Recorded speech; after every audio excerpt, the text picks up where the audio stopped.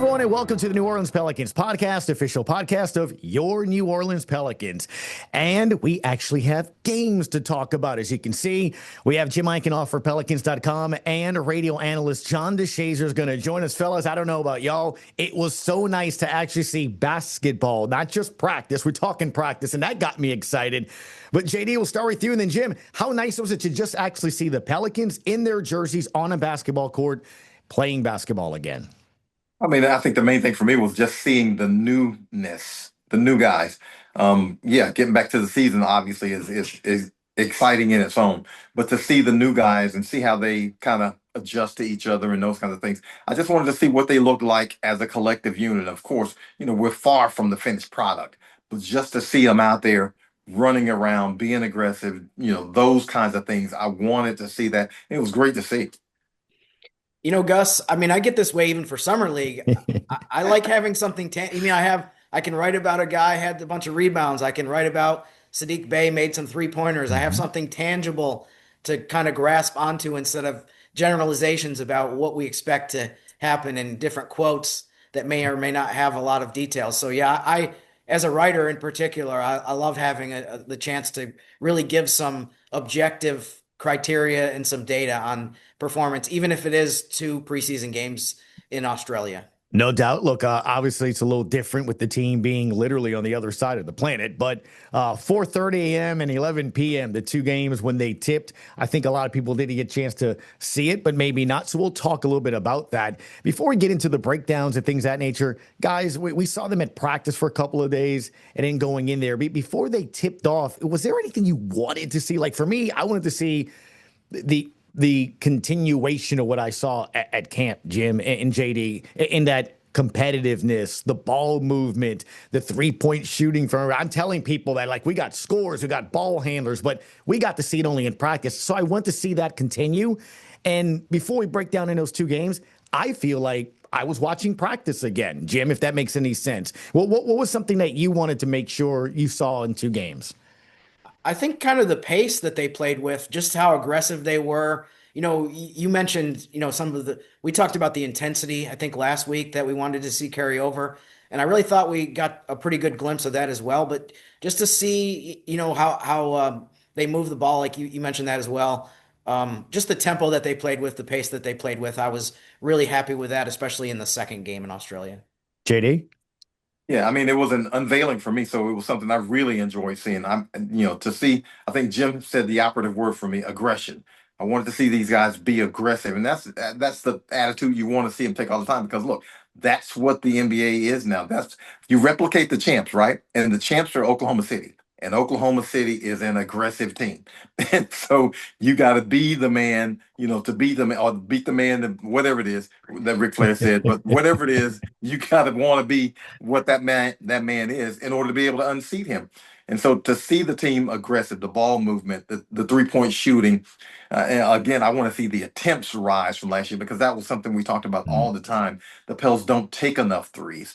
So all those things kind of rolled in together. But for me, mainly it was just the aggression. I want to see a team that's going to get after it all the time. It doesn't matter who's playing because this team looks like they're going to be really, really deep. So when you have that kind of quality depth, really you can give it all you have because you've got some quality guys behind you and you don't have to save anything. Well, there you go. A little depth. That's something else we talked about here as well. So 2 games down under. Game 1, 107-97. The Pels took that first one. 15 points in 16 minutes, guys, for Zion Williamson. Kind of like when, that second half of the season last year. Trey Murphy, man, 18 points in 19 minutes. Jordan Poole, 11 points in 20. Jose Hawk had 11 points there as well. And in game 2, 127-92, Saddiq Bey, somebody we talked about in the last podcast, Jim, had 21 points to lead the Pels. Poole had 15. Fears got the start and 12 points in that game. Messi 10, Hawk 14. So take those 2 games, Jim. We'll start with you. What did you think that stood out in those 2 games? Yeah, I really liked the way that they progressed from the first game to the second game. And by the way, too, I wanted to mention, I think this is something that off air that Todd Graffinini talked about with us was that I think it helped to play against these teams from Australia because not only had they already started their season, so they were kind of in a little bit more of a rhythm, but I think the intensity was there because, I mean, some of these players this is the only chance that they might get in their career to play against NBA players. So they wanted to play as well as they possibly could. If you're playing against another NBA team and it's preseason game number one of some of these teams have, say, 6 preseason games, you might not have the same kind of edge to the basketball. I thought for preseason that there was some good intensity and there was some good, it just seemed like it mattered. You know what I mean? To both teams. So I credit the 2 Australian teams for bringing the level of play up, I think, from what we might expect in the very start of preseason. But just overall, I just like the way that the Pelicans went from game one looked a little bit like, okay, this is the first quote unquote game that they've played in months, to the second game where it just looked a lot sharper. John, when you look at those 2 games, anything stood out to you when you see those numbers? Yeah, I mean, I really can echo everything Jim's saying. I mean, the competitiveness really caught my attention. Yeah. That's what you want to see. You want to see those guys getting after it. You can't really gauge it all the time because when teams are practicing against each other and they're practicing hard, and things might get a little chippy from time to time, but they're going against each other, and so you really don't get a chance to see what it might be like until they play someone who's not them. And now you see how they really can turn it up defensively, offensively, all those things. But just the competitiveness of it, the first game a little bit closer than close for my liking. I kind of want, but again, to go out in a competitive atmosphere, because as Jim said, you play another NBA team and you might not get the same kind of run. You might not get the same kind of care. You might not get the same kind of look at the scoreboard and you feel a little bit of tension there. But when you're playing against somebody else that you don't know, who's trying to prove something against you, and obviously those teams, the Australian teams are trying to prove something, to themselves, and the Pelicans are having to repel that, excuse me, saying, okay, we're an NBA team, and we can put this together on you. And so it was good to see him. The first game was a little bit adverse, to see the Pelicans kind of handle that adversity, and the second game a little bit, jump out ahead and see how well you can front run from that standpoint. So I thought a lot was accomplished there. Jim, John's kind of touching on it right there. Is that part of the early benefit of getting these 2 games against, as Graf says, teams that are in season, and then you add the road trip? I know a lot's been made of 20 hours on a plane there, 20 hours back, whatever. But the bonding thing you hear coaches and players talk a lot about. Do you think this is a beneficial thing? I do. Yeah, I think it was. It also helped too that I think we'll just confuse people if I try to bring up what days everything happened, especially with them being a day ahead. But they basically had 4 or 5 days between when they landed and they played their first game. I do think if they had to play a game the next day, it would have been a massive adjustment, as far as we don't even have any idea what time it is. But I definitely think it was beneficial. And I think it's beneficial too that they're going to have more than a week from the time that they've come back from this trip to when they have to play another preseason game. They can kind of have a little bit of a second training camp in Metairie and then get ready to play the game on the 14th in Birmingham against Houston. Yeah, I think it's underplayed a lot. I mean, people don't like to hear athletes and professional sports teams, complain about travel and those kinds of things, but it's a real thing. It is a real thing, especially when you're talking about that kind of travel. So it does take a little bit of an adjustment for your body, and things to just kind of catch up. You might be a little discombobulated for a day and a half before you kind of figure things out. I remember going to London a few years ago, and it took me 2-3 days to kind of get right before I was in sync. And so now you're talking about athletes, and these guys are fine-tuned and they're accustomed to doing things at a certain time, a certain way. And so it takes a little bit of an adjustment. Yeah, no doubt. I've done the London thing too. And JD, your brain just, can't function a little bit to it. So that's why they're going to have a few days off here before they get to practice towards the end of the week and get ready for 2 more preseason games we'll touch on here in a little bit. John, in your field, Jim, in your field, people walk up to you. How'd so-and-so look? Well, Zion Williamson, right? I mean, and it's almost like a double meaning to that phrase, because how Zion looked, the rest of the world got to kind of see what we've seen, a very nice-looking, chiseled version of Z. And then how he looks also means how he looks on the court. So, Jim, in both of those, how did Zion look to you?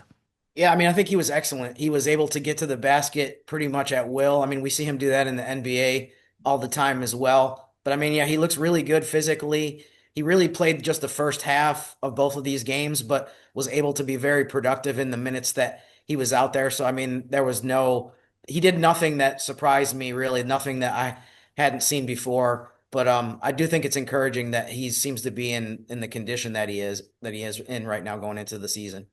Yeah, that's the big thing. I don't even need it to. I didn't even need to see him really play the exhibition games, to be honest with you, because you knew he would play phenomenal just from Mhm. the way he looked and the attitude he's taken this offseason. You keep saying every year, we need Zion to be in this kind of shape. We need Zion to be top, tip top physical condition. And you're waiting and you're waiting. And look, there have been some years where Zion's reported, and we've been like, Z looks pretty good. Well, that's been nothing compared to this year. I mean, you can throw all those other years away and say this guy looks like a totally Mhm. different guy. And when you're in that kind of physical condition, you got to. And we've seen Zion like not be in that kind of condition and be really at the height of his powers. Nobody can stop him. Right. Now you extrapolate and you say, man, if this guy looks like this, we know how he's going to play. So really, the only question is, how many games is he going to play? Because you just feel like he's going to be phenomenal when he's out there. So it's just a matter of having him out there enough. That's a good point. With what we do when we get asked these questions, I've kind of perfected a 10 to 20-second response, right, with like a specific. So I'll do that in this aspect. In game two, there was a sequence, guys, where Zion got the rebound, threw it full court to Looney, who got the dunk. And then like a play or two later, he blocks a shot at the rim. So we saw a block, we saw a rebound that led to offensive points. In game one, it was vintage Z, right? 1 against 3, dunking, spinning in the paint, passing, and then dribbling down the baseline. We kind of saw the resume and repertoire, but to your point, John, when you're in that kind of shape, the defensive side really amplifies. And when we see him at the peak of his powers, as the phrase that you use, he's also getting it done on the defensive side, which leads to fast breaks, transition points, things that get people standing up in the arena, don't they? Yeah, and we've seen Z do these things, but in small bites, small spurts. Now, in this kind of physical condition, because this is why you want him to be in this kind of physical condition, you can do it for longer stretches, and you don't worry so much about him giving out of gas or those kinds of things. I thought last year when he came back and he was on the minutes restriction, he was playing 30, 32 minutes. I thought he hit a string where he was one of the top, I would say top 15, 12 players in the NBA, where even in that limited amount of time, he was able to produce some triple doubles. He was producing double doubles. He was getting high assists. He couldn't be stopped. And it was like, if this guy shows up Right. and plays this way, this team is going to be something to reckon with because he's got that kind of magnetism to him to where he can carry a team for stretches of games and he might be able to carry a team for like 2.5 weeks where he'll put up numbers where you're like, oh my goodness, this is all NBA type level play. Jim, we saw Zion 15 and 16. Then we saw, Trey 18 and 19. And you and I, we always talk on camera, off camera. This is a guy that sat in our office and said, hey, I want to be an all-star player this year. He's that good. Saw some threes, saw some dunks in game one from him. What did you think of Trey Murphy's debut? Yeah, I mean, I thought he played really well. Unfortunately, he sat out the second game. I guess the team is off of several days this week, so it's going to be a little while before we get some more information on and updates on some of these injuries, and hopefully nothing that was too serious or anything that's going to be a concern going forward. But I mean, he clicked right back in and played as well as he did throughout last season. So I mean, they had multiple guys that played really well in the first half of the first game, and then didn't play at all, or maybe just a little bit in the second half. But I thought we saw plenty from him just in the amount of time that he was on the court. Yeah, and I got to piggyback in there. I got to jump in here because I'm with Z. That windmill that Trey did, he cheated us. He could have done, a typical Trey Murphy kind of windmill Mhm. that would have brought everybody, not just up out of their seat, but kind of running around the gym. So, we're looking forward to seeing that kind of Trey Murphy. But all kidding aside, I mean, we've seen him add a little something every year, and really, he's obviously got all-star Mhm. ability. But to see him put it together because we saw him drive a little bit more now. We've seen him maybe, be able to take people off the dribble. We've seen him take contested shots now. He's getting active on the offensive rebounds. So those kinds of things will round his game out because he can't just be a three-point shooter anymore. Everybody knows that about him. So they're going to play him different ways. Yeah, he'll get loose with some threes because he's got Z out there, and of course, the gravity of Z will get you some open shots. But he's got to be able to create shots different ways, and he's beginning to do that.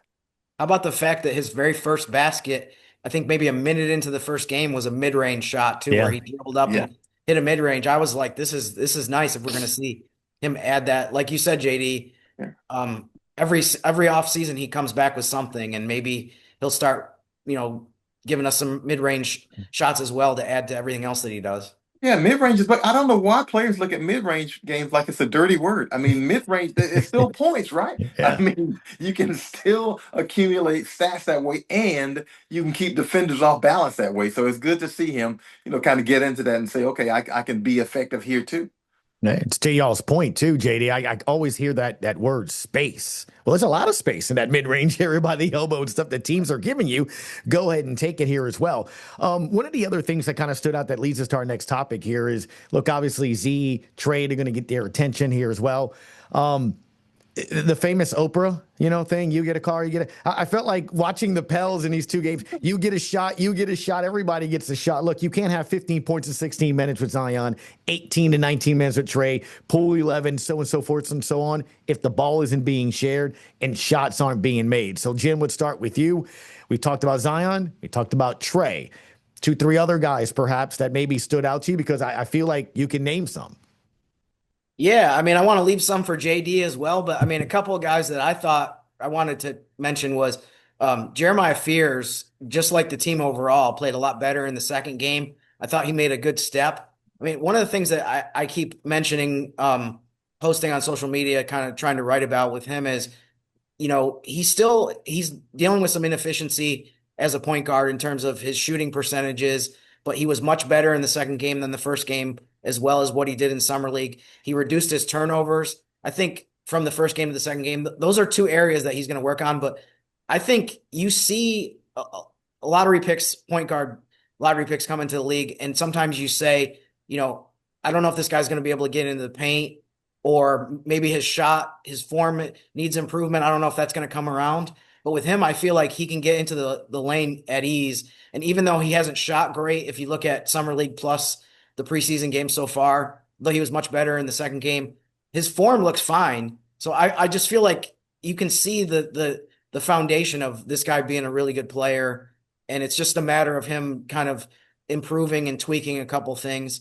Second guy I wanted to mention was Jordan Poole. We talked about in the offseason, kind of what are some of the things that he can bring to the team that maybe are a little bit different than CJ McCollum in terms of his style of play. He had 13 free throws total in the two games, and he's also a great free throw shooter. He led the league 1 year in percentage, and he's always been up around 90%. So I like that part of it too, just seeing his aggressiveness and how much he can do off the dribble. He just gives you a little bit more kind of juice to the offense, and somebody that can, like I said, draw fouls. So I think those are two of the guys that really I took note of and stood out to me. Yeah, and I think the guy that jumped out to me, and you guys have spoken about him before, is Saddiq Bey. Saddiq Bey is a legitimate NBA starter, and that's the kind of depth that you have to have in the NBA, because if he's called upon to start, he's accustomed to that. He plays. He scores 14 a game, and the guy shoots 35% from three. He's done it. He's done this for a while, and he's done it pretty well. So to be able to have that kind of guy as one of your supporting cast, look, I will be very disappointed this season if the Pelicans don't have one of the most productive benches in the NBA. I'll be very disappointed because they've got some quality guys there, and also it looks like, Eve Messi looks like he's taking a step. Looks like Jordan Hawkins is taking a step. I like some of the stuff that I saw from Hawk, man. He looks like he looks a little sturdier. He looks like he's able to get into the paint a little bit better. And those are things, again, you notice about your NBA career as you're going along. If you're young guys, you're saying, okay, what do I need to do to improve? Are those guys going to be too stubborn to do it? Or are they going to be humble enough to say, okay, I got to work on this if I want to be better? And those guys have worked on some things to be better. JD, you mentioned Yves Missi.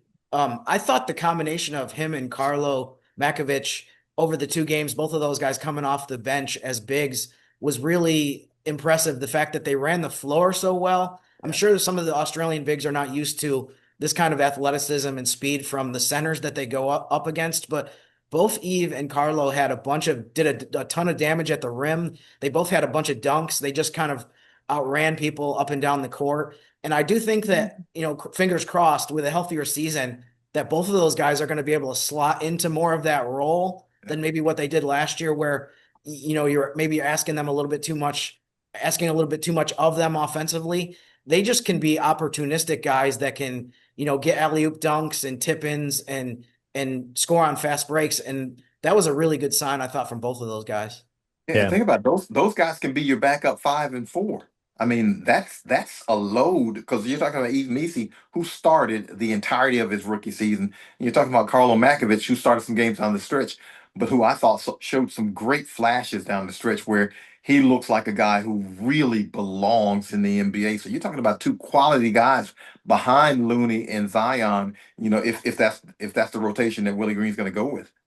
All right. The real story, though, was Jordan Poole warming up with sunglasses. What do you all think about that? I mean, apparently the Australian broadcast thought it was absolutely magnificent to be playing with shades. Do we want to see that going? Or, the way I look at it too is I love the fact this is a guy that played on the big stage. They won titles, things of that nature. I kind of like that he brings a little of that to the team, right? I mean, I love that.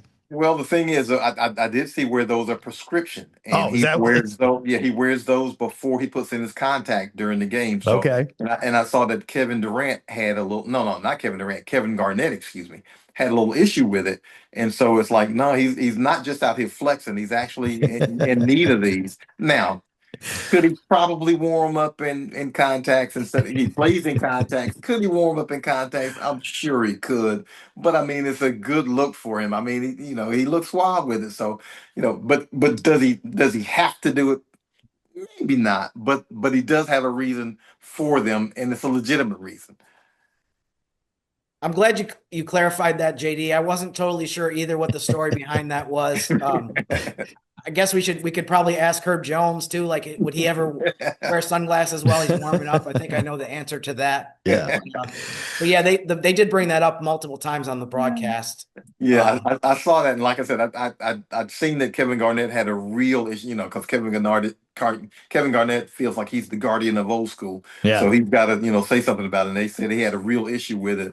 But I also saw where, they are prescription. And so, again, does he have to wear them during warm-ups? Because he wears contacts during the game. So obviously he's not wearing them during the games. So does he really need them? Yeah. Probably not, but they look good.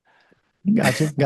Look, like I said, I mean, if we want to start doing the podcast like this from here on out, I got the blue lens, I got the red lens on purpose, team colored ones. Got about 4 minutes left here, guys. I kind of want to touch on, obviously, 2 games in the books, 2 games still to go. You're going to take on the Rockets in Birmingham for a home game. Obviously, it's home of the Squadron, the team's G League team. And then the first road game in the States will be against Orlando a day later, the 14th and 16th, Tuesday, Thursday of next week.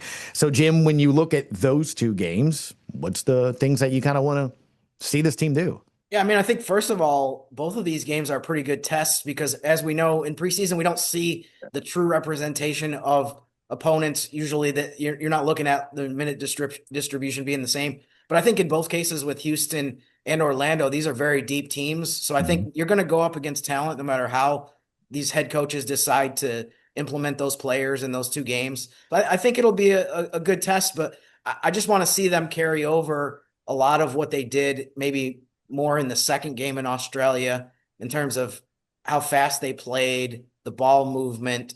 It looked like they're starting to develop some chemistry, which I think was really encouraging. Obviously, you have to take it with a little bit of a grain of salt playing against teams from Australia. No disrespect to them. But the level of talent obviously is going to go way up. So I'm curious to see how they do and how much they can carry that over into the following week when they start the regular season against Memphis. Yeah, I want to see, just as Jim mentioned, I want to see the even keel. I want to see him here and not, the swings. I want to just see them play even against those two teams. Again, as Jim mentioned, they might not be playing their starters. They might not be playing all their frontline guys, but whoever plays for them, you're going to get a really stiff test from them. But the Pelicans have the kind of depth where they might decide to say, yeah, we don't have to play all our guys either. So you want to just make sure that everybody is attuned to what you're trying to accomplish. And if that's playing fast, if that's playing, really competitive, if that's playing chippy, you just want to make sure everyone's attuned to what you want to do and what you're trying to accomplish if you're the Pelicans. Well, be interesting to see. Obviously, the Rockets are going to be a story this season. They had a really good year last year, gentlemen, and they added a guy you may have heard of in Kevon Durant. And Orlando's always been a tough team for the Pels. A lot of size there as well. So it's kind of one of those things I want to, check out and look at. But overall, guys, your final 30 seconds as, hey, we're off and running, man. The preseason's here. We're right around the corner to October 22nd to start the season. JD, final thoughts, and then Jim.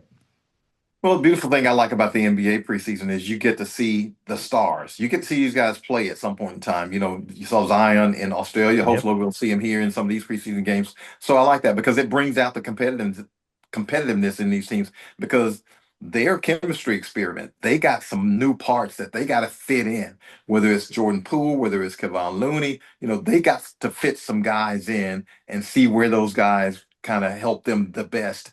And so that's what I want to see the rest of this preseason. I like to see that part of it. Yeah, and I want to see, hopefully Herb Jones will play in the next preseason game, and we'll get to see him. And I just it'd be good to see the starting lineup or what it's projected to be, get to play in these last couple preseason games so that they at least have some time under their belt before we start counting the games for real. All right, let's see what happens. We'll be back again with another edition of the New Orleans Pelicans podcast. For this one, though, John DeShazier, radio analyst for the Pels, and Jim Eichenhofer, Pelicans.com. Go check out everything they do as well over on the website. It's always a pleasure. Thanks for tuning us in. We'll see you next week as the Pels get ready to wrap up the preseason, get ready for the regular season right here on the New Orleans Pelicans podcast.